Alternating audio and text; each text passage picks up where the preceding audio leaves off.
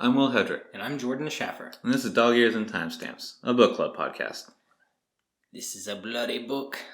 Literally, dude. Yeah? Dude, it's bloody, it's gory, but not so much that it makes you gross out. Like, if it was on HBO nowadays, it'd be gross, but think like 1975 HBO. Like the time the book was written? Yeah. No, yeah, dude, it was good. It was graphic. We were talking about it a little bit, but why don't you tell everybody else when did you find time to read? I barely did, honestly. I only read like the past couple of nights, and even then it was like super late, way too late for me to really get anything done. I kept falling asleep, so I think I did the majority of the reading I did today when I woke up. Oh, nice. And then immediately just started the 2 chapters over and started doing the notes. So it's fresh. Yeah. Nice.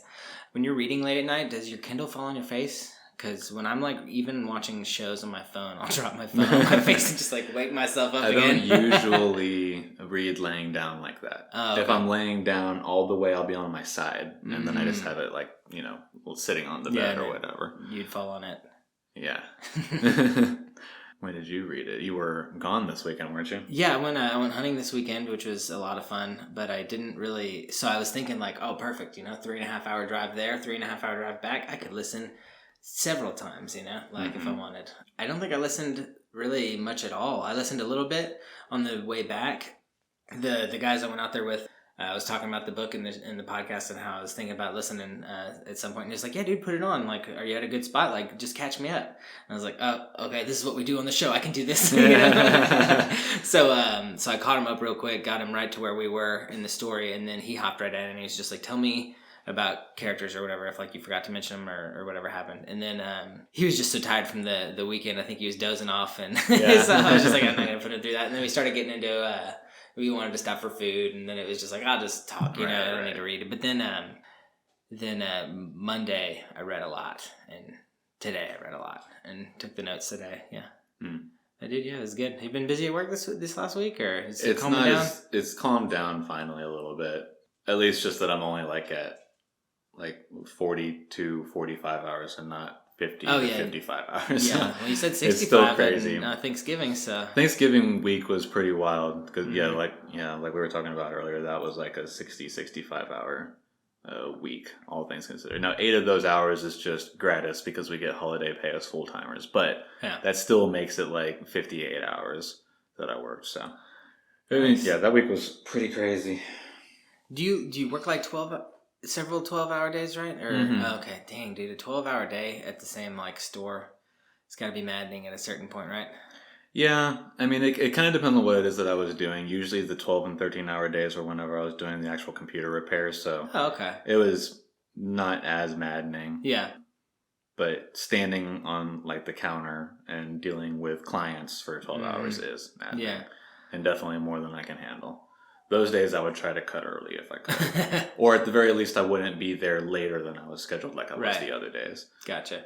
Yeah, the only job I ever had to do 12-hour shifts, it was 3 days a week you'd do 12 hours, and then 4 days a week you'd do 12-hour days. So one day a week you'd get more than, 40 a week, and then the next week you'd get less. So it kind of balanced out. But dude, it was stretching picture frame, or it was at a place called Fast Frames. Build a sign? I don't know. It was one of those. And we built just those canvas frames that people print pictures onto, and then we stapled them onto and stretched them over the canvas. Okay. But that's what I did for 12 hours. And they'd give you 3 breaks at the day and a lunch or whatever, but it was just ugh, dude. Yeah, that sounds pretty bad. Yeah, it was you really had to... Yeah, dude, luckily they let you do headphones and stuff, because you really had to kind of get in your own little zone, your own little world. Right, yeah. By hour 8, you're like, fuck, dude, 4 more? Ugh. All right, I got this. I'm already here. Let me go to the bathroom. But yeah, man, so you want to just hop right in? Yeah, might as well. Let's just get at it. All right, dude. Part 3, The Deserted Village. We open with lyrics from Endless Sleep, which is an old rock song that doesn't really have any sort of... It's one of those songs that's so old that we don't know who the author was. And a lot of people have done editions of it and stuff like that. In the same way that Green Sleeves, we don't know who wrote Green Sleeves, or House of the Rising Sun. different things like that. Okay. And then if you go to like Greensleeves, if you look at European culture, like there's a bunch of songs like that because those are just like old folk songs. Mm-hmm. We don't really have that so much in America because we're so young. Yeah, yeah. But we've got things like House of the Rising Sun and Endless Sleep. Okay. After that, we've got an entry from Poe's The Haunted Palace. And then after that, a line from Bob Dylan's North Country Blues. It all pretty much talks about a deserted village. So. Yeah, the name of this section, yes. Part 3. Chapter 14, The Lot, 4. Excerpt from an almanac on the night of October 5th, as well as weather conditions and the lack of any reports to the Cumberland County Police. People are turning in droves. Ava Miller realizes Weasel Craig is missing, but leaves it alone for the time being. Yeah, it was kind of funny because when, at least when you're listening, like, at least for me, I wasn't really listening as much to the entry from the Old Farmer's Almanac. I didn't listen as much to that. I was started tuning in when it was Ava, and she's just complaining. She's like, "Where the heck is Ed? Like, he needs to be doing these chores. If it was any other day, like, I'd be mad." And then she started feeling kind of spooked out and freaked out. She's a bit out of sorts. Yeah, she seems pretty in tune with it, too, because I don't think many other people are out of sorts just from the ominous feel of their glow of the town, that aren't part of our crew. Not that's given to us right away. There is a point later on where it seems like people are starting to catch on for sure. When it's like over 50%. Yeah, right. But she definitely is starting to get the feeling that, something, she doesn't really know what the feeling is, maybe. She's just like, something's weird. Yeah. She knows it's off. Yeah, she talks about it being the same feeling she had when, like, her husband died. Oh, yeah, she had a bad feeling that about morning. The day, yeah. So she's a very similar feeling to that, so kind of sets the tone. She gets interrupted. Mark Petrie shows up to see Ben. Ava tells him that Ben is sleeping. Mark will wait. Homer McCaslin is leaving the Nortons after receiving the missing persons call from them. On the drive away, he notices Susan's car off the road. He stops to investigate it. While he's investigating the car, he gets turned by Susan and Barlow, who show up. That was a pretty cool scene. It didn't explicitly say Barlow, I don't think, but who it said Susan and him, or something like that. Because it was from Gillespie. No, not Parkins. It was from Homer McCaslin's point of view. The county sheriff. Yeah, it was from his perspective, so that was interesting because it was like in a dark-haired man he had never seen before, and it's like he's seen everybody. Yeah, right. And that's the several descriptors we get for him. Even though, like, when you're online and you're looking up Salem's Lot or whatever, and you see the wiki entries and you see, like, an entry for Barlow, it is the most generic, like, old school scary vampire. It's not a very charming romantic guy I have conjured in my brain. It's a very I feel like the images that I put in my brain in any book that I read is always different than whatever artist representation that I see online, whether it be like an officially sanctioned one or just like artwork that somebody did at some point and got put on the wiki. Yeah, I saw some cool fan art for Father Callahan. Yeah, and, it was cool. I was doing a little research into him because he's also in one of King's other stories in The Dark Tower. He becomes part of like the crew after a certain section, and he's also in like a separate little like one-off book that King wrote for the story because people wanted more. But I think he was done with the epic, so he wrote like a 5.5, Father Callahan's in that one too. Or at least a character named Father Callahan. No, it's the Father Callahan. His books are connected, and they pull people from these worlds, even from like. But the Dark Tower series is like in a fantastical setting, is it not? Right, but it pulls from his horror worlds. Like the Dark Tower is horrific in its own sense. It's like a horror fantasy. Yeah, but I mean, all that I'm saying is that, like this taking place in actual 1975 America, he doesn't then transcend time and space and show up in. He does, yes. Okay, that happens. Yeah, for sure. Okay. I'm not even kidding. Like, literally, like, he connects all his books like that. Okay. And I would give you a big spoiler for the whole series if I tell you anymore. Okay, then. All right. But it's fun how he does it. It doesn't sound as cheesy as I made it, But he writes his books to be related to each other. So there are points where, I'll remember something. Or, like, maybe next time I go through the Dark Tower series, I'll probably remember things from this that's like, oh, okay, that's, like, influence. Or he'll go back to, areas that he's been before, like in like he'll go to places like Maine and stuff. Like he always goes to Maine. Anyway, I just thought it was interesting, so I was doing some Father Callahan research and I liked his fan art. So well, yeah, and so Homer gets turned by Barlow and Susan. Yeah, there's more people turning. The town is just turning and fast, dude. It's like a zombie apocalypse style, how fast they're turning. We cut to Mark telling Ben about Susan. Ben has a flashback to when his wife Miranda died. They get in his car to drive. While they're driving, Mark tells Ben his whole story from Danny to Susan. That was a funny little scene. Just another point where it's like Mark being the being the alpha. You know, he tells Ben what goes on. Ben's like in shock, and then the boy nodded, taking charge effortlessly. Maybe we should go for a ride in your car and talk. I don't want anyone else to see me around. I'm playing hooky, and I'm already in Dutch with my folks. Yeah, it's like so chill. Right, yeah. I mean, he could have been sitting there all He's morning totally thinking about an excuse, yeah. but he's good. While they're driving, they find Susan's car, along with a .38 revolver on the ground. Ben tells Mark about Matt and Jimmy, their allies, and takes them to the hospital to meet them. They arrive at the hospital, and Mark tells everybody his story. Jimmy determines the revolver to be McCaslin's, dropped when he was attacked. They go over Matt's discussion with Father Callahan. Matt then gives them the info dump on vampire lore and everything that sticks, given what they've seen, as well as their plan of attack. Yeah, we also learned that Mark knows a lot about vampires too, right? Like, is this the point where it really like solidifies how much he knows? Well, he mentions one thing, and then Matt's like, "Oh, so you know stuff too?" And he's like, "Yeah, I watch a lot of movies," which is something. Okay. Yeah. He made it seem like, I guess the way I heard it, to me, it sounded like it was a rare thing, like super rare, like because it was the dog. Yeah. So it's like, definitely not you would like only know the first that. thing you think of when you think of vampires. Yeah. But Mark being obsessed with horror stuff, as we've seen previously, it makes sense that he would know more than the average person. Yeah.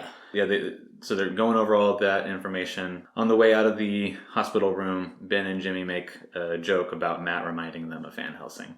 Is it just in That's the fact definitely that the role that he's in right now. Oh, is Van Helsing's role like Van Helsing in the Hugh Jackman movie that was came a out when we little were young different, yeah. is like super Van Helsing, where he's like the hero. Van Helsing is usually the old man with all the knowledge. Oh, okay, that makes more sense. That's usually the role that Van Helsing's character has. I have the Hugh Jackman Van Helsing in my brain, Yeah. like young and fit Van Helsing, right, doing all the action. Yeah. Yeah. Whereas, and maybe in some stories when he's younger, that is something that he did. But typically in the majority of stories, Van Helsing is already an old man, and he's just informing the new heroes, this is what you need to look out for, and that sort of thing. Okay. I need to read a book about him, or with him in it at least. Yeah. Ava goes to the cellar and thinks she smells something dead. She notices it coming from the root cellar and has an unknown dread come to her. Don't go down there. She absently calls for Ed, then leaves. The group goes to St. Andrew's to enlist Father Callahan, confess their sins, and obtain holy water and the host. The father hears out the 3 vampire hunters, thinking how unbelievable everything is. "Are you sure you must have the Catholic Church in this?" "Yes," Ben said, "but we'll proceed without you if we have to. If it comes to that, I'll go alone." "No need of that," Father Callahan said, rising. "Follow me across to the church, gentlemen, and I will hear your confessions." Then Ben gives his confession, they all give his confession. Callahan then dons his full priesthood regalia, hands out vials of water from the holy font, and brings a small silver pyx containing several pieces of the host. So when he does his confession at the end, have you ever done confession? I've never done it. No. Okay. He makes him do 10 Our Fathers and 10 Hail Marys for a lifetime of sin. Like 40 years of sin or 35 years of sin. Yeah, I don't know what the going rate is. Yeah, me neither. It seemed pretty good. It seemed like a good fair trade. Right, 20 prayers. Well, not even fair. It seemed like really, really easy. Like right. I should go get absolved of my sins. But and even in this story, it was funny because they all say they're not Catholic, or Jimmy says I am, but not practicing. And then when they all go to their confession, like he's like, I don't know those. I don't know the Our Fathers or the Hail Marys. He's like, I'll write them down for you, and you just say them on the way. It's like he's got like cards of them, which is probably because at least something that you see in movies a lot. Like someone will have a turn and find themselves in a church confessing things. And yeah, like it's just like somebody who's never been to church before. There, yeah. So certainly if it's like a big popular church, then they probably have you can probably get it from the Catholic surplus store or wherever wherever they get their shit from, whatever their supply, their supplier is. They have all sorts of things, and dude, if that's they not probably already have like rosaries and pocket Bibles and things like that to hand out and that sort of stuff. TM. That's ours now. If it's not already, yeah. Catholic surplus. Yeah. Well, no, just the prayers on cards. Oh, okay. Prayer cards. Right, there you go. So they're leaving. They've got Father Callahan has all his gear. They first go to Jimmy's office, where he grabs a coat and a hammer. After stopping at a supermarket to purchase all of the garlic, they go to a flower shop. The shop is all out of roses. A man described like Straker came through recently and bought them all. They get back in the car after the flower shop, and they're arguing about what to do. Ben is nearly in hysterics over the idea of Barlow being several steps ahead of them. Decide that they've got no time for anything else. They can't go to another flower shop. They must go to the Marston house now. I like that he didn't go get garlic, like, like that wasn't a big thing, but he got every single rose in town. Because, he's setting up defenses, and he's obviously not scared of the garlic in town. Or maybe they're just like, we stock garlic if it's at at a grocery quickly. store, yeah. If they stock garlic regularly enough, you can't catch all of it. Yeah. But yeah, he got all the roses too, not just the white ones. So that was interesting. Right. They arrive at the Marston house, and Father Callahan immediately recognizes the evil of the place. He even muses about how there was a suicide and a murder at the house, so he knows it to be unhallowed ground. Though he doesn't mention anything to everybody else, he feels like that's not really appropriate at this time. Yeah. They're thinking about what to do to get in. I think Jimmy suggests breaking a window just like Mark and Susan had did previously, but Ben says, no, we're going right through the fucking front door. Yeah, we're not hiding about it. We're not sneaking around. We're exorcists. So they approach the front door, see that there's one of those Yale locks on the door. Father Callahan steps forward. He's going to take care of it. He raises his crucifix, declares the name of God the Father, and smites the door with the crucifix. There's a flash of light, breaking glass, and a melted Yale lock left on the porch. It's funny how King describes that. There was a flash of light. Afterward, they had all agreed there had been. Yeah, right. It's like in the moment it seemed like, I must have imagined that. But then they're all talking about it. You saw that shit too, right? Oh yeah, there was a flash. Even Callahan's like, that is the most amazing thing that has ever happened to me. He outright says it. They proceed into the house at that point. They first go upstairs and find Straker's corpse strung up upside down with its throat ripped open. Yeah, he'd been bled out. They spend some time going over the scene and discussing it all before they recognize that it's just Barlow playing more tricks, trying to distract them as much as possible, so they go back down to the kitchen and the cellar. They enter the cellar, find a letter that's been left for them. And Mark knows that it's for them and that Barlow is no longer there, presumably because he'd been in there with the evil presence before, and now it's not the same evil presence, so... I think it's safe to assume that that's why he knows. Yeah, we would read the letter to you guys, but it's a couple pages. It's really I thought about taking it all down. I thought that there's a lot of worthwhile stuff there, but it is really long. Yeah, it's really long, but it's super cool. I'm sure it's out there somewhere just for a little excerpt, like a teaser for the book. But it's all you'd have to good. If you're not reading along, all you'd have to do is probably just look up Barlow's letter or something like that, and you'd find it. It just sets the scene right. It's super creepy. He's guessed everything perfectly. It's all his personality. He's got such a huge ego. He's sure of himself. Describes how he's been around for a millennia at this point. What he does in the letter is he taunts the three of them that he knows. He doesn't know Jimmy. Oh, okay, yeah. He only calls out Ben, Mark, and Callahan. Yeah, Ben because Susan has probably informed him of Ben. Mark because he's seen Mark. And then Callahan because he's the local Catholic priest, and obviously... I thought he said something to Matt, too. Maybe he just referenced it. He references Matt. Oh, okay, that's what it was. But he knows that... I would assume that he knows that Matt's in the hospital from Susan as well. Yeah. So he knows that he's not there reading the letter, but he's just... He does make mention but what about all the stuff that our friend Matt Burke has told us? And stuff like that. Yeah. But he doesn't say anything about Jimmy Cody. It says Mr. Cody, but that's it. All I see right here.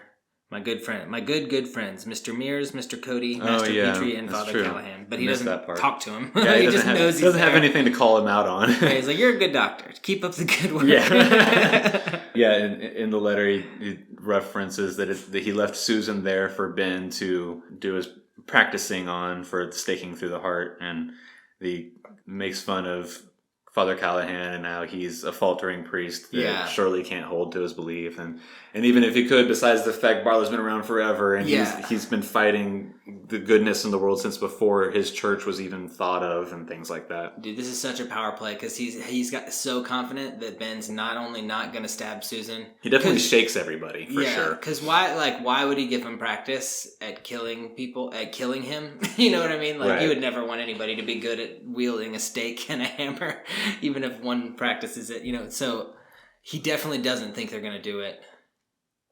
And then, or even if he thinks that he is going to do it, it's just like he leaves Susan there to give them something to do so that he's got more time. Distraction. Yeah. It's just he's probably got not a million, but several contingencies that he's already put into place that we never see because they never come up. I'd like to believe that. I'd like to go like snoop some other houses and him just doing behind it, the scenes yeah. stuff. You know, like Barlow actually left 3 messages in 3 houses. Right. Right. With other Him people. being alive and doing all of this successfully, as long as he has, he's definitely, you know, and like they say multiple times, you know, he's several steps ahead of them constantly. Yeah, they described him as like a chess master, like how you'd have to be, you know. Right. And then in his taunt to Mark, he says like he almost sort of like respects him, or at least respects the courage that he displayed, and then says that but he's mad at him for having killed Straker. Oh yeah, who was his most loyal servant. Had a lisp there for a second. most loyal. So now what he's going to do is he's going to kill Petrie's parents, maybe him, you know, something like that. But he will come into his service. Yeah, and he's not just going for Petrie; he's going for everybody. Yeah, the whole family. It's all over. Very North Korea of him. That's what they do when one of you leaves. Like if we were related or whatever, and I left, and they caught me leaving. Not even if they caught me, if they just found out that I left, they'd literally murder my whole family. Right. Like yeah. 1 generation away, just so that's incentive for me not to leave. Yeah. You know, rather than just threatening to kill me. We cut to Parkins and Nolly talking about seeing Jimmy's car up at the Marston house. Yeah, Parkins is shaken. Park, you feeling all right? Parkins Gillespie considered it. Nope, he said. Well, what in hell's the matter? I believe, Gillespie said, that I'm scared shitless. Cut back to the vampire hunters. Susan is laying on a raised dais around the corner in the cellar. Ben is desperate to not have to do it, but he begins to drive the stake into Susan's heart. Yeah, being the lover, that's like the closest to like spouse and like being like. That's a bit of the lore that Matt picked up somewhere and said it should be you that puts down Susan. That'll be the surest way to ensure that she's free. Yeah, there seems to be a lot of unsaid like rules that's just like go off of your instinct or go off your feeling, like, and you'll know it's right. And we'll talk about them in a minute, but I don't know. I like it. It makes it seem even more archaic and more like old school vampire lore. It's like go off what you've always heard. Go off. There does seem to be a bit of a push for it to be known that King was trying to stick to as much of the old as possible. With, you know, Matt coming up with a bunch of old stuff from the lore, you know, only picking and choosing what seems to stick to what's happening to them. Mm-hmm. With Callahan being so into the old idea of the church and the old idea of good and evil, and you know what that sort of power means, and all that sort of stuff. So it definitely seems like that was a concerted effort on King's part. For sure. So he starts driving the stake into Susan's heart. Susan the vampire flails and screams as the stake is hammered into her chest. Blood sprays everywhere until Susan arches her back one last time, and a huge explosion of blood, darker than the rest, issues from the stake wound. A final scream, then blood boiling out of her mouth as a shadow leaves her. Susan's corpse relaxes. It was done. Man, if none of that happened, though, how bad would he feel? Right, yeah. Oh, this is all a hoax. Ben flees to the yard. There's a description of many townspeople that we know and what they are doing at 6. It goes over like several named people like the McDougalls, and I think we see something from the wife that was having an affair with the younger like cable boy. Oh yeah. And like her husband and what they're doing and different things. Everybody's just like sitting down to dinner doing different things. It's 6 o'clock. It's about to be nighttime. So that's why I guess it's important we're getting a primer for where some people are going to be. It does kind of set a tone too for the town going bad. You know, like just everybody in town is like families are falling apart. People are disappearing. And people like that aren't turned yet are at least getting exposed. Like Roy McDougal, he's exposed to 2 now. You know that are and some of them are starting to become visibly scared. Like I think it says that the gossip queen, the cheesemate queen, she's like.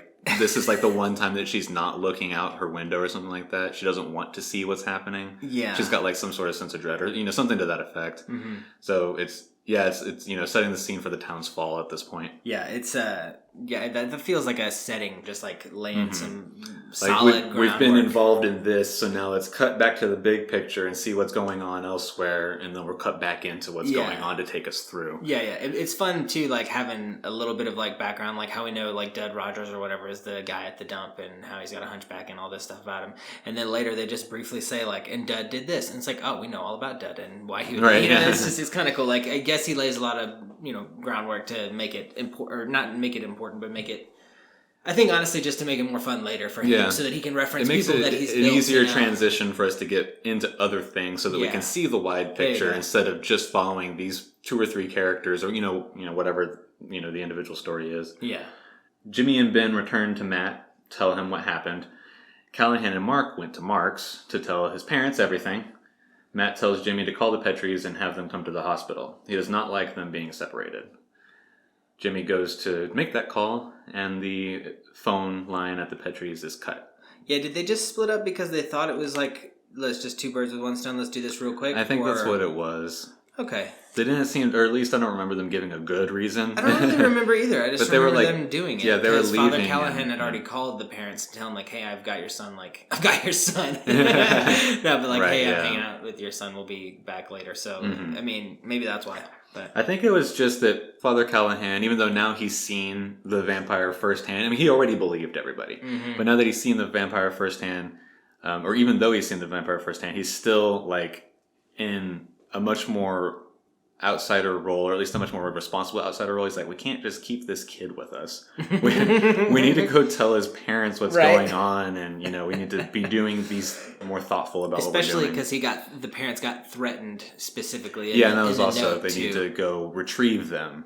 They're in whether they want to be or not. And I guess Jimmy thought, well, Ben and I will go back to Matt and we'll already start preparing what's going to happen next or something like that. I guess that was their thinking. Bad thinking. Henry Petrie can't believe what Father Callahan is telling him. He refuses to entertain a second of it. Yeah, he's got like a 1.5-page resume here too of like all of the different awards. We go over how he's awesome, just like Mark is awesome. Oh yeah, no, Mark is going to have an equally long resume. I get annoyed with Henry Petrie during this section. Yeah, he's I'm like just going over like how awesome he is. I mean, he doesn't have that tone. Maybe I am projecting that tone on him because I'm already annoyed with Mark in different sections, and so now fuck you, you're doing the same thing. But yeah, he's totally not into it. Father Callahan kind of calls him on it. He says something like, do the executives at your company allow, or does your company allow executives to make decisions based on internal beliefs? Because that's not logic. That's not logic. That's can't. And then Petrie's like, like you're right. You're not wrong. Yeah, fine. And so he's, we'll call your people at the hospital and talk, and then we'll go discuss things further. Because at the very least, you've gotten my son into some serious shit. Yeah. That's when they find out that their phone line is cut. But this is Jerusalem's Lot, and the telephone service needs no vampires to disrupt it. Yeah. We all know that. Okay. I assure you, Jerusalem's Lot Telephone Company does not need vampires to be cut. Yeah, and then the lights went out. So that was the end of that scene. We cut back to Jimmy, Ben, and Matt, who are despairing over what must be happening at the Petries. Yeah, this is when Ben is super like, I must get revenge for Susan. That was like all I got from that. Yeah, he's like in total despair, and Matt has to sort of bring him back and say, we're going to get him, blah, blah, and then Ben sort of latches onto that, and it's like, yeah, we'll go get him. I'm going to get him tonight, though. And Matt's like, no, calm down. We are a family tonight. Right. So then we go back to the Petries again. Barlow is in the kitchen. Yeah, it just cuts right to Barlow, which was... It's a little it's kind of cool because we're already. It's a little Tarantino-y where it cuts to Father Callahan with the cross held aloft, and then a quick retelling of what happened in the time that we were cut away to the other three. Yeah, because it all happens so fast, as they say. So like the light cuts out, the glass breaks or something like that, and then he touches the cross and it lights up, and he starts to see Mark dragging his mom out of the room and into the Henry bathroom. Petrie is like dumbfounded, like what is going on? Yeah, and Barlow goes and grabs Henry Petrie's head and then reaches out for June Petrie's head and smashes them together, killing them. And then Mark freaks out instinctually because his parents got eviscerated, and he jumps and attacks Barlow foolishly, and he gets captured. So then that's where we are, right at the beginning of the chapter, where Barlow has Mark in his hand, and he's face off, Father Callahan versus Barlow. So. Yeah, sorry, not Barlow. Callahan is pushing the cross forward and declaring the father's name and different things like that, which is affecting Barlow, and until the point where Barlow says, "Stop it, or I'm going to kill the boy." So then Callahan sort of stops advancing, at least, and then Barlow says, "What will you give for this wretch?" or something like that. Yeah, no, I think that's exactly it. Will you throw away your cross and fight me on even ground? Mm-hmm. And Callahan sort of falters a little bit. He's like, "Yeah, I will." because he knows that it's the right thing to do. He wants to do it, but at the same time, it's like, fuck. Yeah, he's thinking, how do I save the kid? Because that's the good, that's the right thing to do. How do I save the kid? And but I how don't do we get out of rid this? of my only thing that's helping. Right. And, I know this is working. I don't, And I think because he starts to lose faith in like his overall goodness, like the cross starts to lose its power or whatever too, because it starts to kind of like dim. I think. Barlow says, well, throw your cross down. And Callahan says, I'm and trust you to let Mark go after that. I'd sooner, it'd be easier for me to trust a rattlesnake in my shirt to not bite me or something like that. He's like, but I trust you. He releases Mark. Mark then kind of runs away to his parents' bodies, and then he spits on him too. They're talking. Barlow and Callahan go back and forth a little bit more. Gotcha. And then Barlow starts talking to Petrie, and he says something like, "Soon, brother, we'll be together," and things like that, because he really sort of respects Mark's tenacity and stuff like that. Well, he got Straker too. Yeah, I could see him looking. And so he wants to turn him. He thinks that he'd be a pretty valuable asset, I guess. He would be a good creepy kid vampire. He would be so good. And so sort of in the middle of that. Where I think right after he starts to say, brother, we'll soon be together, at that point is when Mark spits in his face and says, I will kill you, and then he runs away. He spits in Barlow's face, and then Barlow sort of goes into a serious rage, one that's it's not like he's hiding nothing. He's in a true rage. Yeah, his brow darkened with a depth of fury that made his previous expressions seem like what they might well have been, mere play acting.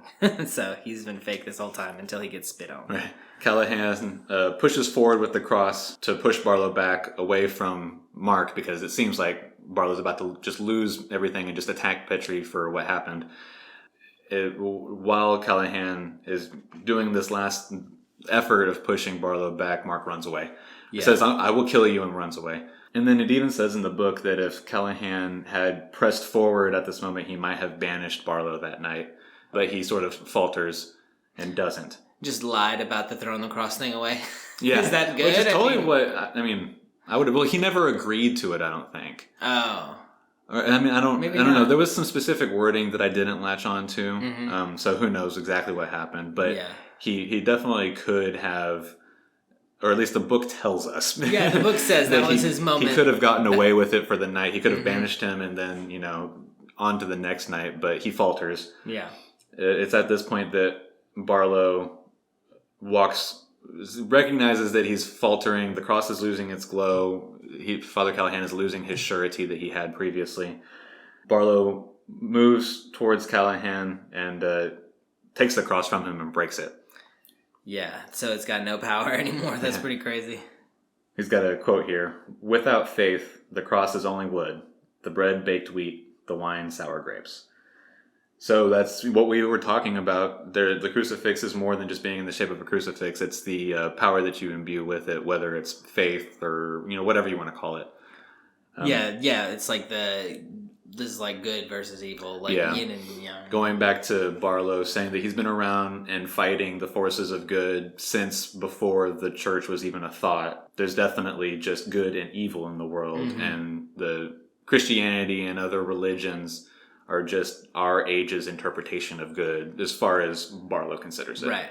Then he grabs Callahan and starts kind of musing over what he's going to do with him. Says, I could turn you and use you against your friends. I can do this and that, but what I'm going to do, I'm going to do something way worse than that for you, false priest or something like that. And Callahan's even thinking over things that Ben and Matt had said in different descriptions. There are things worse than death. Yeah, come, false priest, learn of a true religion. Take my communion.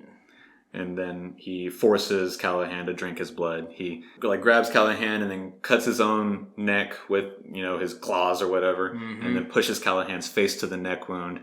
At a point, Callahan can't breathe anymore, or he can't hold in his breath anymore. So, the body's natural reaction when you're suffocating is to breathe.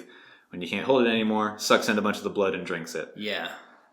Cut to Ann Norton arriving at the hospital. And we don't know what the blood does either, so we don't know anything about how that's going to. We're not really given anything. Yeah, it's definitely going to do something. Ann Norton arrives at the hospital. She has been entranced by Barlow, who commands her to go to the hospital and kill Matt Burke, along with whoever else is there. She's got a gun. She's definitely in the process of turning, much in the way that Mike was in his story of the week that he felt sick, and when Floyd comes and attacks Ben, where they're all sort of in disarray to some degree with like a pretty simple train of thought, whatever it is that they were told to go do by Barlow, if they were told to do anything. She holds up the girl at the counter, but then her feet are kicked out from under her. And then a bit of a fight ensues with some stranger who is just coming to visit his sister who had a baby, and an orderly that gets flagged down or called down. They kind of beat the shit out of Anne.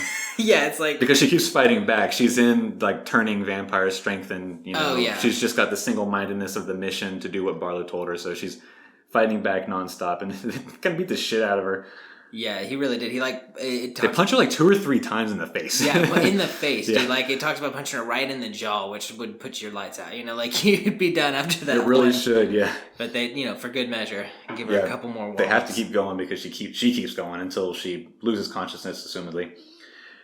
Then we cut to Matt's room where Mark shows up, tells them everything that happened with the, Barlow showing up the house and the fight with Callahan and all that. Callahan is returning to St. Andrews. He's sort of in a daze as he's walking down the streets. It describes him. He's like totally distraught with what happened. Mm-hmm. He knows that something bad has gone. He gets to St. Andrews and tries to get into the church, but the door shocks him and he explodes backwards. He's unclean. Yeah, that's all we get, though. We don't know necessarily what that even means, because we were talking about it earlier. If he was full vampire, he would be like revolted by the He would have never even tried to go back to the church, I would imagine. Yeah, just the thought of it would make him probably sick, So he's just, I think at some point he internally describes it as having been marked or something like that. Yeah, and so you made a good point later. Got some evil mark on him, and he's been distanced from God and goodness, and presumably, maybe he lives forever at this point. He sort of just wanders as an exile. If what you said earlier, is true in the way that King connects everything, and it's the same Callahan, then that makes more sense that he now just becomes this eternal wanderer or something like that. Yeah, the world that's like moved on is kind of what they call the world in like the Dark Tower series era. Like it's moved on from like our current society or whatever, I guess. And it doesn't really explain a time frame. It just sort of seems like it pulls people. But in the Dark Tower series, Father Callahan like regains his faith, and like he's I don't know if he never goes in a church though. Now that I think about it, I need to think about that next time. Now that I know he's been like marked, because he's got like they talk about that in one of the books that I didn't actually read that, like 5.5. I never read that one. Is a Wind Through the Keyhole, and Father Callahan I think is a more main character in that book. Well, even if I don't know, that's cool. And if that's what it is, and he literally transcends time and space to show up in that world somehow, whether he's drawn there or whatever it is, then that's really the only reasoning you have to say to be able to be like, well, now he's back with God. Because he transcended time and space and the rules might not apply in that universe. It's that easy. That's like the easiest cop-out of all time. Oh, for sure. Like, one, if you've got like time and space travel, then parallel universes, that's the only excuse you need to get away with any sort of reasoning. And then the other big cop-out is magic. Yeah. If magic exists, then you can also get away with any sort of reasoning. Those are like the easiest cop-outs in storytelling, period. Anyways. That is all really interesting, though, and that gives me more reason to, one, continue reading Stephen King books. This one being my first one, I just never did for some stupid reason. Well, probably because your mom to the Dark Tower. So. And yeah, maybe so, part of that. And then, as we've talked in several episodes before, how I just don't like scary things generally. Yeah. But reading it is not nearly as bad as watching a movie or playing a game and different things like that. Dude, I can control the pace of this narrative very easily. Yeah. So who knows what happens to Callahan really at this point. We've got some decent ideas. We'll see. And maybe we do get more from him later, but even then it's still a little bit left open. The hunters plan to return to the Petries the next day. Make 500 steaks. Yeah. Matt says, make at least 300, maybe even 500. And I was thinking, God, how much time would that take? Can you not reuse a steak? Probably not, I guess. I guess the hope is to... I think... In some tellings, you leave the steak in the heart. Oh, makes sense. I would do that for sure, yeah, if I was trying to banish them forever. I know that even if I had I don't know because I don't know what would happen in that situation, but I would think that even if I had no prior knowledge of that, I would also think to leave the steak there. Yeah. Just seems like a good idea. Yeah. They will also search for Barlow, And they will also begin the vampire eradication. That's why they need so many hundreds of stakes. Mark remembers Barlow's hands having blue chalk on them. So they believe that Barlow may be hiding at the old Brock Street Elementary School. Yeah, they go through some powerful deductive reasoning to try and figure out where this blue chalk would come from. And, I mean, them all being in school or teachers, basically. Or, doctors have been in school forever. Matt's a teacher. Ben's basically a teacher. It seems to be, it's the only thing that they can conclude. And they go through the several different schools. It doesn't make sense that he'd be at the high school. Oh, yeah. They wouldn't be at the new grammar school because it's all glass windows. Mm-hmm. But the old grammar school, the Brock Street school, was built around the same time. The as second Marston and third house. stories are all boarded up, so Yeah. he could conceivably be hiding in there without anybody. And nobody goes up there because they only use the first floor now. Yeah, they're about things to like that. tear that building down, I think. So with some deductive reasoning, they decide that that is the most likely place that he's at, so we'll check it out. Sounds like a plan. Jimmy seems to sort of continue to think about the blue chalk clue, though. He's just continuing to go over it, though he doesn't really say much else. Yeah. Cut to Miss Coogan, who is at the pharmacy / soda shop / sundry store. It's just one of those bus stores. stop. Right. It's just one of those kind of general stores in a small town. Yeah. It's super slow. Nobody's there. In fact. She's literally sitting there nostalgically thinking about how it used to be busy and that people weren't as shitty back then. But even though it says that people were always She was just as annoyed back then, but she's looking at it through nostalgia at this point. Yeah, so you can look back fondly. Yeah. And then Father Callahan walks in. It surprises her because she's never seen him outside of his priestly garb, and he's just like in regular people clothes at this point. He asks for a bus ticket, the next bus ticket. Mm-hmm. He looks like really bad. Yeah. She kind of goes back in her mind and thinks, oh, he's in shock thinking about to whenever her father died or something like that, and the way her mother looked. Mm-hmm. And so she's trying to like reason it, figure out why it looks that way. Yeah, his image is totally like shaking her, and she's flustered. It describes her as being flustered several times. I think. And she's like, "Oh, he's in shock. He got a call that somebody's dead. That's why he needs a bus ticket. He just needs to go wherever it is he needs to go right now. So where are you going? Anywhere. Whatever the next bus ticket is, I don't care." And so then at that point, she's like, "Oh, something's really fucked up. I don't know what's going on." And she's like dropping bus tickets, and she's like freaking out. And then she gives her the bus ticket. There's a bus at 11:10 that connects with Portland, Boston, Hartford, and New York. Ultimately, New York. Yeah. It'll be like $27 or something like that. And she asks him to wait outside because he's totally got her upset, flustered. She's just not comfortable. He draws on some scripture and tells her that when she's driving home, because she lives in Falmouth, whenever she's driving home, not to pick up anybody, just get home and lock her doors, close her windows, all that sort of thing. Yeah, this is what you were saying earlier, how like he was marked, and the Lord set a mark upon Cain, that whoever so found him should not kill him. And Cain went out from the face of the Lord and dwelt as a fugitive on the earth and the east side of Eden. That's scripture, Miss Coogan, the hardest scripture in the Bible. So it's like the Lord has banished you, but you can't die. So it's like purgatory, basically. Right, yeah, referencing Cain and Abel, the first murder and all that. So that's what, at the very least, that's the conclusion that Callahan has come to, has happened to him, that he's, separated from God, and this is to be his fate now. Mm-hmm. So he gets his bus ticket and waits outside, presumably. Yeah, things have gone bad in the lot now. Charlie Rhodes gets attacked by a bunch of kid vamps. Yeah, Charlie Rhodes being the He's that bus driver that we talked about that we didn't like. He just kicked kids off for no reason. It's a kind of a long section for all that gets revealed. He like wakes up to the bus honking, thinks about how he's been pranked in the past and like his windows smashed and stuff like that. And so really then makes you hate it. The guy too. Yeah, they make you hate him. He assumes who it is that did it. He tells the principal to suspend the kids, and they get suspended. But then it ends up being somebody else, and he says, "Well, they deserved it anyways." Yeah, he's just such a shitbag. Yeah, but he goes to the bus and finds the bully. What's his name? The original bully that Mark thwarts in the beginning and is super cool. He thinks all that in a tenth of a second, all that shit. Yeah, Richie Bodden, yeah. He's honking the horn and he's got vamp teeth. And then he turns and sees a bunch of kids sitting on the bus, some of them being kids that rode his bus, some of them not being kids that rode his bus. And he's like, what the fuck? He's like, oh, hey guys, it's Charlie Rhodes. Don't attack me, blah, blah, blah. And then they attack him. We're cool. We're all friends, right? Yeah. You all know me. It's old Charlie Rhodes. And then, they attack him and cut.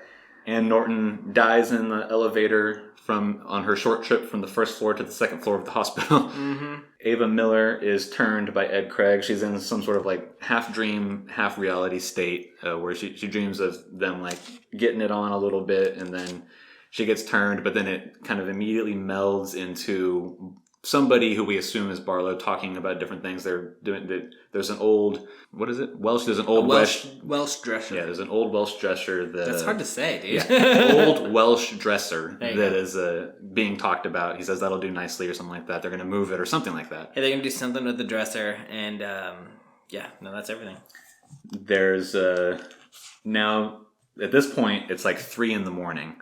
and we get another view of the townspeople. There's several townspeople who are awake and scared. They don't know why they're scared, but they're sitting up with their lights on, windows drawn, and that sort of stuff.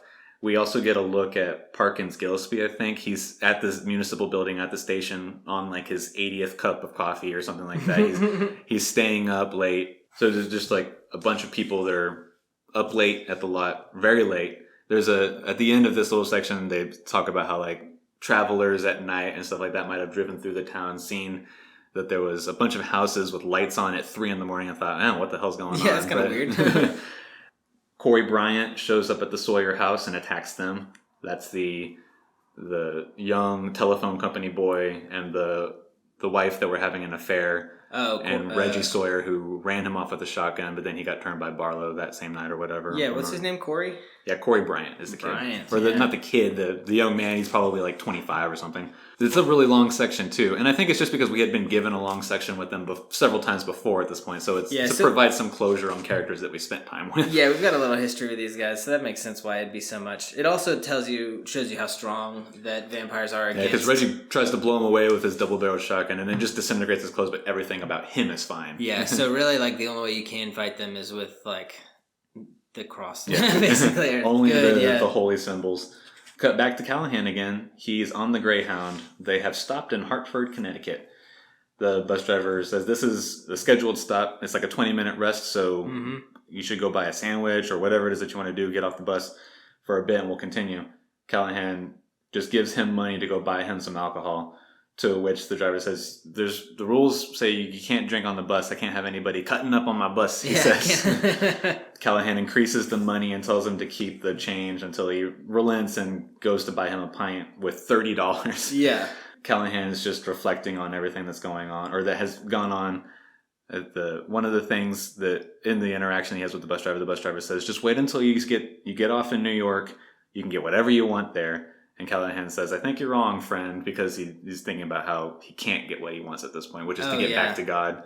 I think what we've already discussed can just be further confirmed at this point that he's just a marked man set to wander the earth for however long it is that he does so. Yeah. Could be eternity, could be until whatever. The earth is no more, who knows, whatever.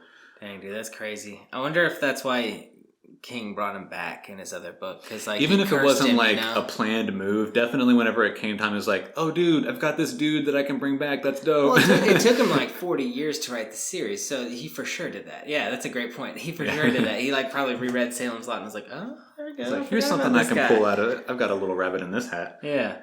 The hunters wake and head to Mark's to make steaks. Yeah, Mark's the only one that's up and at him.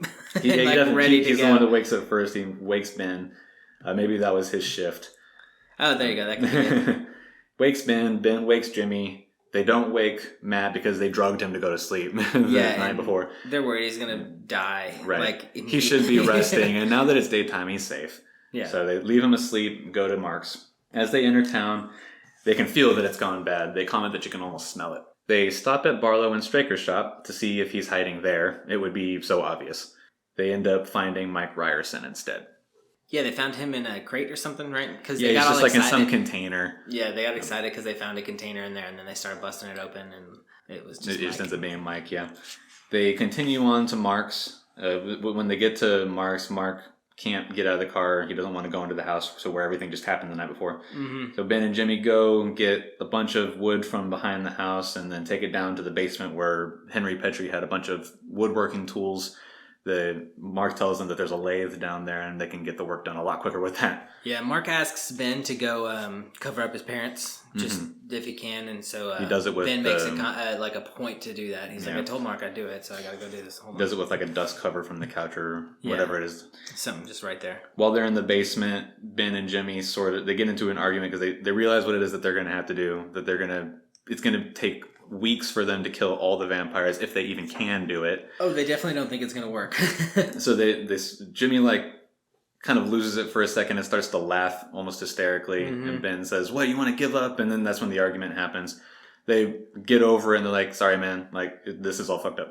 Yeah, they're both just like, "Yeah, tensions are high. It's cool. Like, I get it. That's why we yelled." So then Jimmy's thinking and he says, "We should do this a little bit more scientifically. Mark and I will go find vampires today and mark where they are. You just start making stakes, and then that way we can approach this more, efficiently." Yeah, and it has to be Jimmy and Mark because Jimmy's been in the town for a long time, so people They are more know likely to trust him, and then Mark's just a little kid. So right, it'd be easier for them to knock on doors, like you said. Ben's also highly suspect for several things too. He's like, "Well, he's just a new dude in town, and so it would not make sense for him to be in that party." To which Ben is sort of relieved. He's like, "Oh, thank God I don't have to do that. I would rather make mistakes right now." Yeah. So as Jimmy's leaving the basement, he starts to have a bit of a revelation, but he can't really nail it down. Oh, yeah. When he went and he looked back on Matt working at the... He has like some sort of a vision almost, and he can't He even talks about him going back up and down the stairs to try and like have it re-deja vu into his brain. Jimmy and Mark arrive at the McDougal's. That's the little 3-piece family with the kid that would get beat and stuff like that. Yeah, in the mobile home.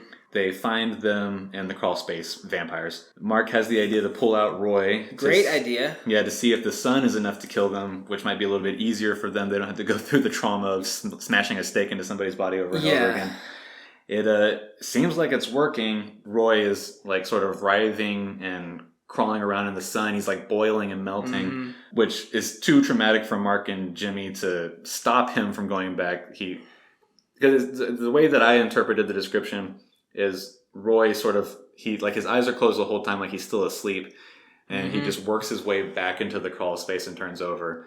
And Mark and Jimmy are just too traumatized from the horridness of the scene that they don't stop him. Yeah. They don't want to continue watching that through to completion, however long that might take. Yeah, they're fine with that being a way to kill him probably, but they're just like... When it comes to it, maybe they'll do it, but not right now. Yeah. I mean, they don't have any stakes on them, so that's probably why they haven't been killing anybody either. But it's also the first day, too, and the only person they have taken out so far has been Susan. So, so they then proceed to the trailer next door where they find more vampires that Mark wants to sort of clean up a little bit after having dragged Royce out. He, doesn't feel good. Yeah, and Jimmy's like, "That's okay. We can use the Evans shower. They won't mind." And I think that's literally the people that they just, they just found them hiding in the shed or whatever as vampires. I think the husband is out in the shed, or the small garage, but the wife and kids are laying in bed. Oh, okay. I missed that. I thought they were all in the garage for some reason. And then while Jimmy's sitting there waiting on Mark to clean up, he's just thinking, sort of reliving different things. And then suddenly the revelation that he was beginning to have in the basement at Mark's finalizes. At which point we cut to an old student of Matt who's visiting Matt at the hospital, obviously heard about his heart attack. They're talking about, not really talking about a bunch of different things. Matt, obviously being obsessed with what's going on, is talking about not the vampires, but talking about different things related to, there's a town in Vermont or something like that became a ghost town back in the 20s, which he has some interest in, now thinking that maybe this had happened in the same way, or at least something else. And he's just giving him the whole story. The old student's kind of like, yeah, whatever, like, this is boring. Oh yeah, that kid was like, he was doing it just to be nice. Like that was right. They I don't know why they brought him together, because Matt doesn't remember this kid. He's like Herbert or Harold. It's one of those. But it's from the class of '61, I think. So it's been a while, a little bit. It's like 14 years. Yeah. He remembers his grades, but he doesn't remember. He knows it's either Herbert or Harold or whatever. It's one of the two. But during this conversation, Matt has another heart attack. The bad one. Yeah. Yeah. So we cut back to Jimmy and Mark. The blue chalk isn't from a school. It's from a pool table. That's his realization. There are no pool halls in the lot. Yeah, but people have pool tables, Mark. Oh. And even Mark is like, I know that. And then Mark's actually the one that remembers who has it. Mark is the one that remembers it, I think. No, it's Jimmy. Oh, is it Jimmy? Yeah. Oh, because he heard him talking about it at the hospital. Yeah. Okay. So Jimmy's going through a bunch of a memory that he has of whenever he started practicing in the lot and took over a lot of his father's business, who had practiced not in the lot in Cumberland County, where the General Hospital is, where everybody goes, and so he inherited a lot of his father's patients. One of them being Ava Miller, who went for a checkup and was talking about this old pool table that she had in the basement that she couldn't bring herself to get rid of because it was her husband Ralph's and all that sort of thing. Yeah. So he's like, that's where Barlow is. He's in the cellar at Ava Miller's boarding house. Perfect place for vampires. He gets all the people there, and then and then he's got the people surrounding him there at the boarding house. Yeah. They kind of, they don't argue, but they discuss, like, should they go get Ben or should they just go? Jimmy says, if we just go to check it out, if we're wrong, we still have plenty of time to go get Ben and go to the school like we had planned. Right. If we're right, then we know not to go to the school. We go get Ben, we come back to the boarding house, we finish it together. Yeah. So they go. They enter the boarding house. They can smell it. Find that it's dark. Mark looks for a flashlight and then hears a loud thump and screaming. He runs back to the kitchen to find the cellar door open. Mark steps back into Ava's kitchen around 4:20, smeared with blood. Lol. He gets into Jimmy's car and returns to his house to find Ben. Ben is walking down Jointner Avenue when he spots Jimmy's Buick jerking up the road. He waves it down and finds Mark in it alone. Mark tells the story of how Barlow had removed the cellar stairs and laid a trap of knives on the floor. Jimmy fell into the cellar and died on the knives. Mark is totally beside himself. He feels like he sort of killed Jimmy for not having mentioned that he noticed that the knives were missing from the rack and different things like that. He did write that in, that he noticed that the knives were gone, but he didn't thought think nothing of it at the time about it. And he wrote it in the order where it wasn't like an afterthought either. Mm-hmm. It was like, oh, okay, those knives aren't there, but whatever. Somebody took them probably because they were scared. Yeah, just anything. Yeah. Just he just literally notices there's no knives, whatever, doesn't matter. Yeah. So he's totally upset about it, but then Ben has to sort of goad him into getting back into it. They've got no choice. They have to continue.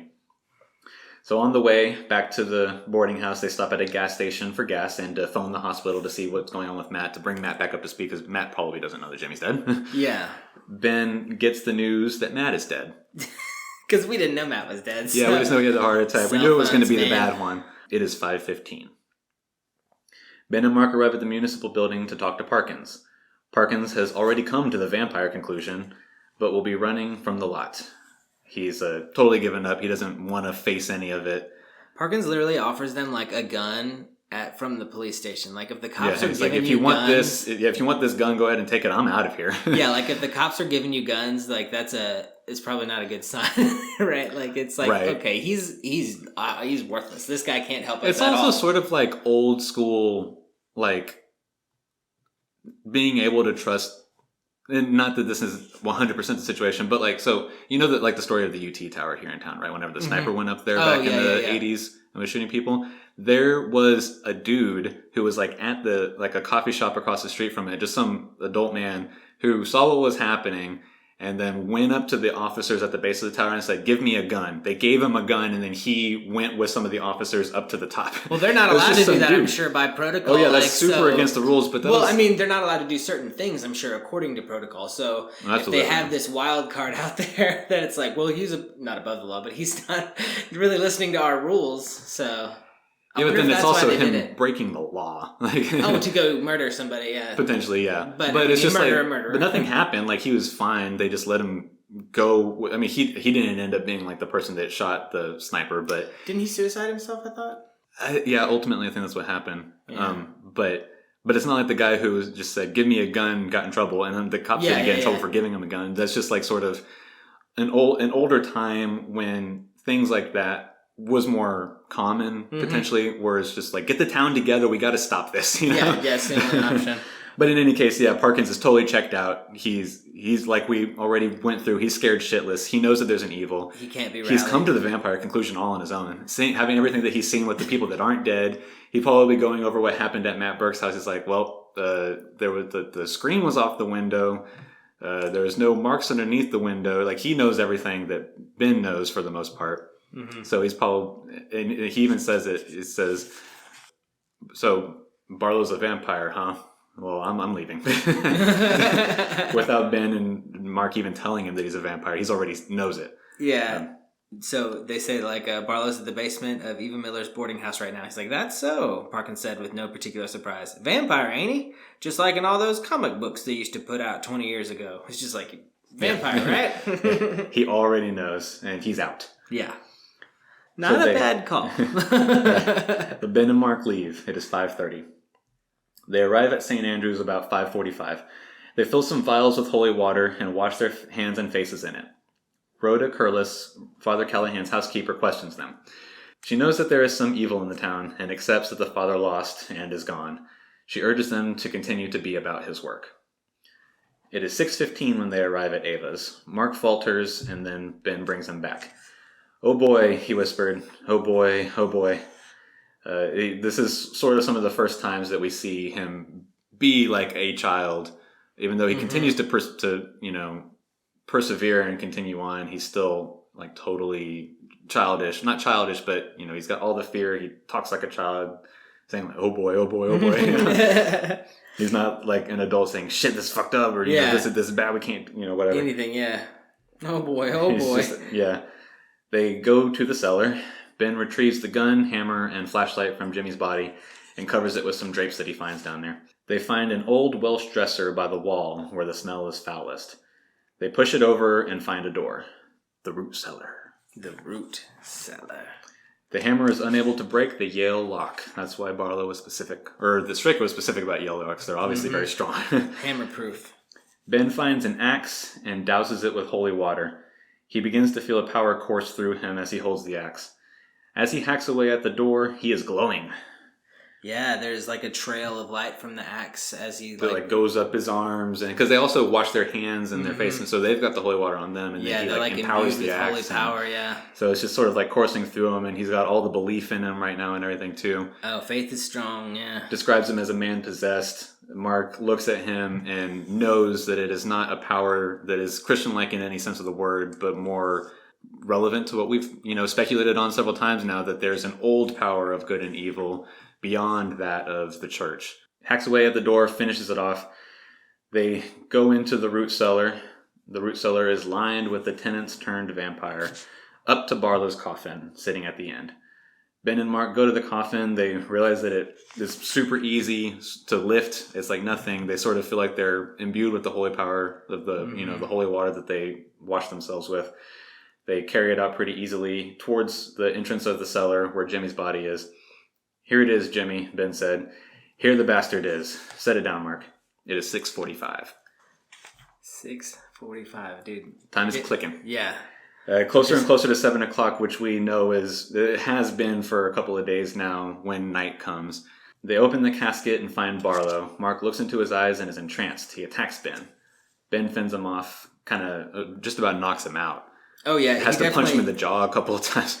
Yeah, Mark keeps coming. He's like imbued with the same energy. It seemed like Ann Norton or whatever was imbued with, like the never-ending. Yeah, when you hit that whatever, entrancement, you're possessed. Yeah, he keeps going for that gun that they brought with him, and he's for Castlin's pistol. Sorry, and then when he almost gets it on him, and he fires off a shot, but Ben doesn't want to grazes his temple. Yeah, he doesn't want to shoot Mark, and he doesn't want to get shot, and it's like it goes right by his head, and he's like, "Oh my god," And so he has to. He kicks him a couple of times and like punches him out, and Mark slipped to his knees, and Ben kicked his gun away. Mark tried to go after it crawling, and Ben hit him again. So he's out. It's 6:51. Yeah. Ben is resisting the urge to look at Barlow. 6:53. Ben fumbles a stake, pulls out another, and realizes he left the hammer by the root cellar door. 6:55. Ben runs back towards the coffin. Barlow sits up and laughs. They lock eyes. God, dude, that's so scary. Like, just the fact, like, he was laying down and he got Mark just from the accidental glance. And Mark knew. He was one of the first ones to tell him, don't look in their eyes, And so he knew not to do it. He was just still probably freaked out from earlier. Everything that's happened today. All day. So it's been a long couple of days. Yeah. And this whole time with the, the timestamps that it keeps giving us every couple of minutes almost, it's also telling us about, how the light's fading right beyond the Marston house. Just like it has been this whole damn time. It's it's the harbinger of darkness. Ben runs back to the coffin. Barlow sits up and laughs. They lock eyes. With a last effort, Ben raises the stake and smashes it into Barlow's chest. He sits on top of Barlow in the coffin, smashing the hammer into the stake. Barlow fights and claws and screams. "Here it comes, you bastard," Ben sobbed. "Here it is, Leech. Here it is for you." The blood turns black, and Barlow disintegrates. The other vampires have woken and are watching them. They will not approach, due to the holy water. Ben and Mark leave.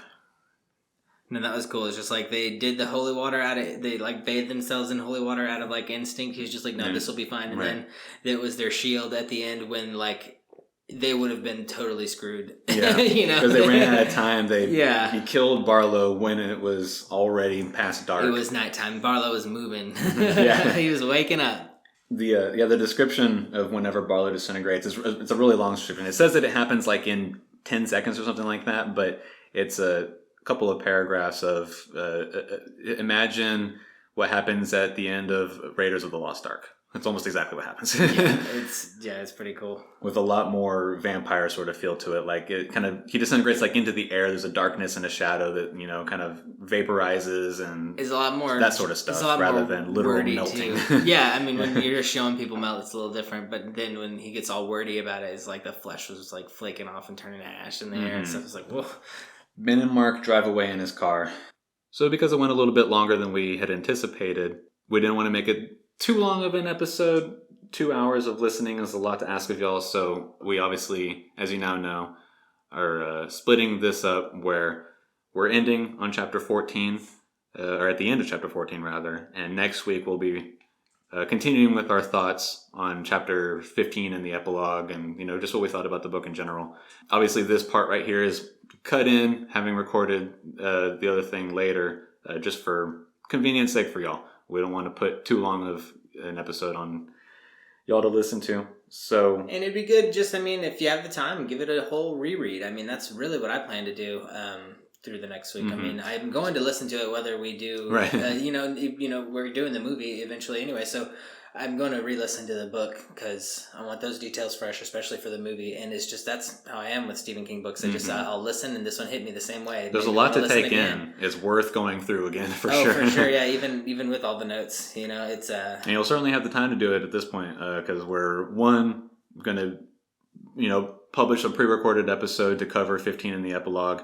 And then after the week after that, we're watching the movie. Mm-hmm. So you've got time before we start the next book to go through it all again. Yeah, we're not out of the lot yet. But I think I might use that time to do some separate reading as well. I don't think I'm going to go over this again, but I'm going to do something different in regards to an idea that we have for later on, which I will keep secret. Ooh, from the listeners. Yeah, I'll do some prep work on that too because I'm gonna need some. Yeah, I don't know how much time I'm gonna have otherwise. But taking 2 weeks to give myself that time is what I need to do. What I'm thinking about doing. But in any case, next week you'll hear us talking about chapters 15 in the epilogue and our general thoughts of the whole book, and then we'll be preparing to go into watching the movie, which will be the episode that comes out Christmas week. So look forward to that. And then after that, we'll go ahead and say that the next book is going to be Arthur and George, the novel. What we were talking about prior to starting this novel, we were deciding between Salem's Lot and Arthur and George. Ultimately, what we decided was just to have it be the next one. Yeah. To continue our genre hopping, and at this point, it'll take us through 4 major genres. We went modern fantasy, sci-fi, a horror, and now we're going to get into mystery. Holmesian mystery, a classic in the very sense of the word. I'm excited for all of my speculations to be blasted away because I'm feeling that with that book it's just going to be me sitting here throwing crazy ideas out there and you're going to be like, that can't work for this reason, and I thought of this, and I'll be like, oh, that's better, or not even, or maybe vice versa, but I doubt that. I do really enjoy that the theories and ideas that you come with are totally off the cuff and off the wall. Yeah, I want these authors to all be weirdos, all to come up with some weird thing. Well, it makes it fun. And because in the way that we talked about early on when we were starting the podcast, having the 2 different perspectives where, the way that we look at things is definitely what makes this what it is. Mm-hmm. And at the very least, hopefully makes it more interesting for anybody listening. Yeah, because if we were just 2 of the same mind, just sitting here agreeing with each other constantly, yes, that is what happened. Moving on to the next thing. Yes, this is what happened. Moving on to the next thing. That would just be boring. Yeah. But in any case, so yeah, next week chapters 15 in the epilogue. Week after that, Christmas week, the Salems Lot movie. Watch that if y'all want to. We're just going to be going over what we think about it in a comparison, more or less. Yeah, seeing how it holds up. It's definitely an older movie. I think it's from the 80s or something. So yes, who knows the whole. Yeah. It might be terrible. Yeah, I mean, it held up, but I don't know when that came out. Yeah, that was also like in late 80s, I believe. Yeah, that fucked me up when I was a kid. Yeah, it thanks, still David got me and Daryl. Recently, yeah. So thanks, David. And then after that, we'll be starting Arthur and George. So we'll see y'all later on. I'm Will Hedrick. And I'm Jordan Schaffer. This is Dog Ears and Timestamps. I'm sad to be done with vampires.